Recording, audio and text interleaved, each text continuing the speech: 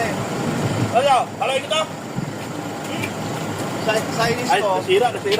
sa inis ko talaga, talagang sinuntok ko talaga. Saktan kamay ko, may tama lang eh.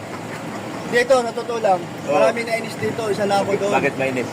Dahil sa mga sinasabi, pang-aasar, pangiinis. Wala makakatalo. Ito yung mukha pa lang, demonyo na. At least, mananakit talaga ng mananakit to.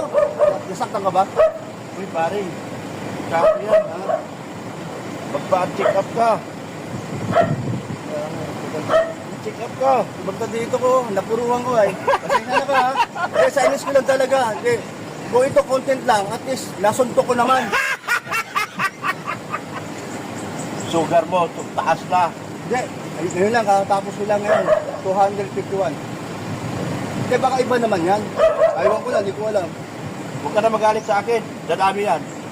Isti, Hindi puri-puri-puritsi. na magalit, nasuntok ko na. Puro puritsi, isti. Talagang timing na timing pa. Ito kung content man, at least nasuntok ko naman.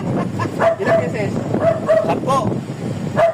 Sa inis ko talaga yung totoo. Ganun na po eh. Pero hindi maiwasan yung mga kasamahan namin, yung mga vlogger. Nainis sa kanila kasi hayop sa mga content, hayop sa mga magagaling talaga sila kasi palibasa may dugo ng demonyo. Tignan mo. Yan na. Ayun na nga.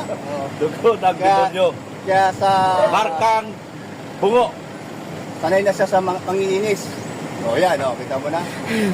Ito, hindi ko na aksidente yan doon na nakita ko lang. Nakuha kami tubig. Para sa kita mo na,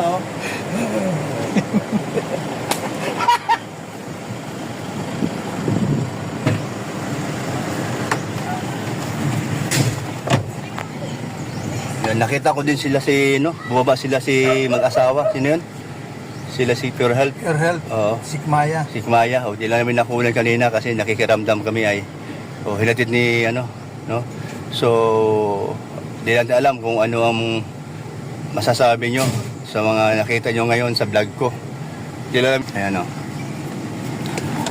So, totoo yan, talagang sa inis ko, talagang nasuntok ko talaga maraming beses. Sakit nun, nakit nga yung braso ko. Oo. Di sa pumalag, takot din siya eh. Ano masabi mo doon? Kayong dalawa, nakita nyo talagang Hindi ko alam na seryoso talaga yung gawa mo. Kalingap supporters na talagang talagang yung nandoon yung yung inis ko talaga o galit ko.